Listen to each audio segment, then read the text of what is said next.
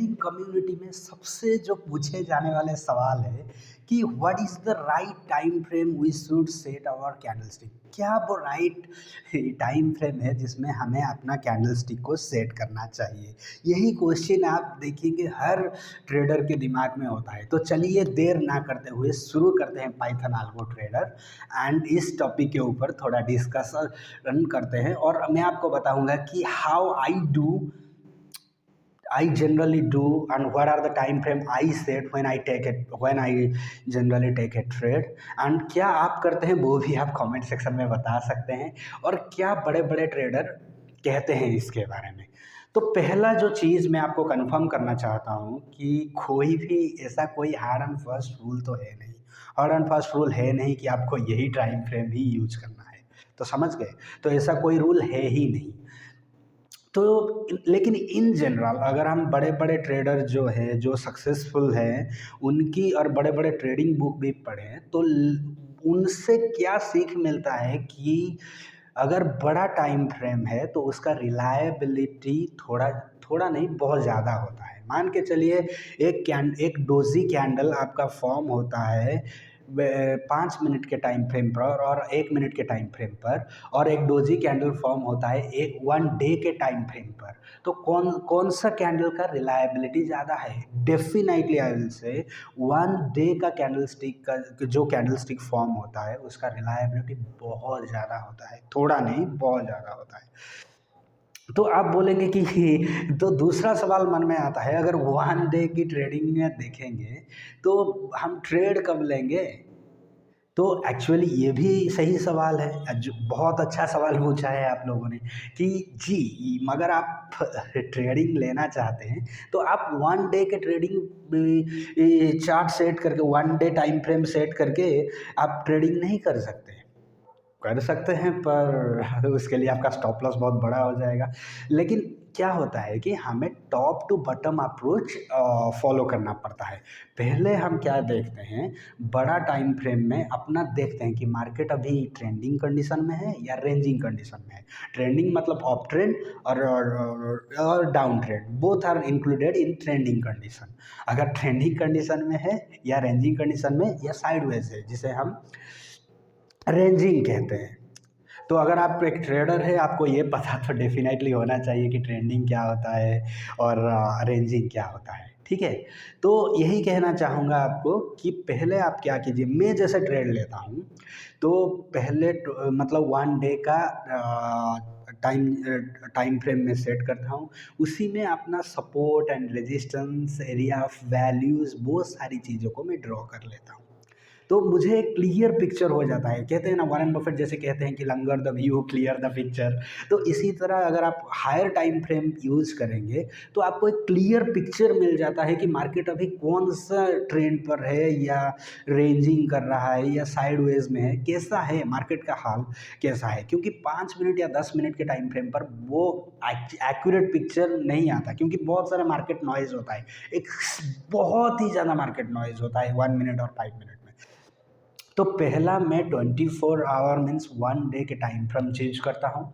उसके बाद उसी में मैं अपना सपोर्ट एंड रेजिस्टेंस को ड्रॉ करता हूँ। सपोर्ट एंड रेजिस्टेंस या कोई ईएमए हुआ या कोई मतलब कुछ भी हुआ, तो बॉलिंग और बैंड हुआ कि आप आरएसआई जो भी आप यूज़ करते हैं, मैं 24 आवर में अपना कन्फर्मेशन लेता हूँ। जितना ज़्यादा कन्फर्मेशन उतना ज़्यादा बेटर है। मतलब वो बोलते हैं वो चीज़ों को बोलते हैं हम कन्फ्लुएंस एरिया। जितना ज़्यादा कन्फर्मेशन, मान के चलिए सेम इंडिकेटिंग आरएसआई में वो सेम दिखा रहा है, एमएससीडी में सेम दिखा रहा है और 20 डे पीरियड मूविंग एवरेज में सेम दिखा रहा है, एंड जो सपोर्ट एंड रेजिस्टेंस में ड्रॉ कर रहा हूँ उसी में भी सेम दिखा रहा है वो 24 आवर फ्रेम में। तो इसका रिलायबिलिटी बहुत ज़्यादा बढ़ जाता है कि वहाँ से जो आप बाय करें या सेल करें उसका रिलायबिलिटी बहुत ज़्यादा बढ़ जाता है। तो पहले आप क्या करेंगे, 24 आवर का टाइम फ्रेम लेंगे। आपको जो भी ठीक लगे, कोई कोई चीज़ 4 आवर भी लेते हैं, ये कोई मैंने पहले से ही बता दिया कि कोई हार्ड एंड फास्ट रूल तो है नहीं इसमें, तो ऐसा तो नहीं कह सकते। लेकिन मैं जो करता हूँ 24 आवर में अपना चेक करता हूँ कि मार्केट का ट्रेंडिंग और रेंजिंग और क्या सपोर्ट एंड रेजिस्टेंस, क्या एरिया ऑफ वैल्यूज़ है। क्योंकि I am a price action trader, मैं इंडिकेटर के ऊपर उतना ज़्यादा बिलीव नहीं करता, क्योंकि इंडिकेटर्स आर जनरल, मैं ये नहीं कह रहा हूँ कि आपको इंडिकेटर यूज़ नहीं करना चाहिए, लेकिन इंडिकेटर आर लैगिंग, मतलब indicator are lagging, most of the indicators are lagging indicators, because वो पिछले का बताते हैं कि पिछले क्या हुआ था, क्या होता है, वो कैंडल स्टिक को फॉर्म करके कोई मैथमेटिकल कैलकुलेशन करके वो बता देते हैं कि यहाँ यही है। लेकिन जो सपोर्ट एंड रेजिस्टेंस होता है, जो एरिया ऑफ वैल्यू होता है, या वॉल्यूम स्प्रेड एनालिसिस होता है, वो आपको फ्यूचर में लेके चलता है कि हाँ इस पोजीशन में जब स्टॉक आएगा तो कुछ हो सकता है यहाँ पे, ठीक है। तो वो तो किसी डिफरेंट सब्जेक्ट में, मैं सॉरी मैं थोड़ा डाइग्रेस कर गया। पहले वन डे पे मैंने टाइम फ्रेम सेट किया, दूसरा मैंने क्या किया, दूसरा मैंने 4 आवर में उस चीज़ों को फिर कंफर्मेशन किया, फिर मैंने क्या करता हूँ 1 आवर में वो चीज़ों को कंफर्म करता हूँ कि अगर तीनों पोजीशन में मुझे ट्रेंडिंग कंडीशन मिलता है, अप ट्रेंड हो या डाउन ट्रेंड हो, फिर मैं 5 मिनट के चार्ट दिखता हूँ। 5 मिनट आप देखिए कि कैसे मैंने ग्रेजुअली ऊपर से नीचे आया, ग्रेजुअली मीन्स पहले 1 डे का ट्रेडिंग चार्ट, फिर उसके बाद 4 आवर का, फिर 1 आवर का, देन मैं 5 मिनट का देखता हूँ। क्योंकि अगर तीनों जो टाइम फ्रेम मैंने हायर टाइम फ्रेम में देखा, अगर वो ट्रेंडिंग या रेंजिंग बता रहे हैं क्लियरली, तो उसका रिलायबिलिटी मेरे लिए बढ़ जाता है, और फिर मैं कैंडल स्टिक और वॉल्यूम को देखता हूँ और उस हिसाब से ट्रेड लेता हूँ। तो मेरे लिए तो यही है जो मैं टाइम फ्रेम यूज करता हूँ। जनरली कभी कभी मैं 4 आवर को स्किप करके 1 आवर भी देख लेता हूँ, क्योंकि मैं तो पहले कंफर्मेशन मतलब 1 डे टाइम फ्रेम पर देख रहा हूँ ना। तो यही है, पहले मैं हायर टाइम फ्रेम पे जाता हूँ, फिर उसके बाद थोड़ा नीचे टाइम फ्रेम पर आता हूँ, जैसे कि पहला है 1 डे, देन हुआ 4 आवर, देन हुआ 1 आवर, देन मैं देखता हूँ क्या, जब मैं ट्रेड लेता हूँ एक्चुअली, जब बाय एंड सेल में करता हूँ, तो 5 मिनट्स का ट्रेडिंग चार्ट देखता हूँ कि क्या यहाँ कुछ डोजी फॉर्म हुआ, या शूटिंग स्टार हुआ, या हैमर हुआ, या कुछ हुआ, जो कि बहुत सारे होता है कैंडलस्टिक पैटर्न। और उसके साथ मैं वॉल्यूम को एनालिसिस करता हूँ, वॉल्यूम स्प्रेड एनालिसिस करता हूँ, फिर ट्रेड लेता हूँ, ठीक है। तो अगर आपका कोई डिफरेंट लेकिन कभी भी आप 5 मिनट में कंफर्मेशन लेके 1 आवर में ट्रेड मत कीजिए, क्योंकि बहुत सारे बुक मैंने पढ़ा है ट्रेडिंग फॉर लिविंग, बहुत सारे बड़े बड़े जो ट्रेडर हैं उनके बुक मैंने पढ़ा है, उन्होंने भी यही चीज़ कहा है। ये नहीं है कि आपको 1 डे टाइम फ्रेम पर ही मतलब लेना है, मतलब रिसर्च करना है आपको।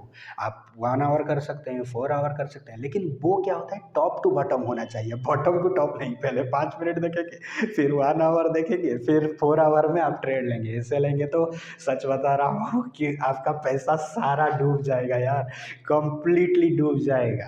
तो ऐसा मत कीजिए। अगर आपका कोई डिफरेंट पैटर्न है तो मुझे बताइए, I love to know that what other things works for other peoples, means other क्या अदर चीज़ आपके लिए वर्क कर रहा है, मैं भी सीखना चाहूँगा, जानना चाहूँगा। And thank you for watching this video. अगर इस वीडियो से आपको कुछ सीखने को मिला है और कुछ मतलब पूछना चाहते हो, please do like share and subscribe this channel. Thank you very much. जय हिंद।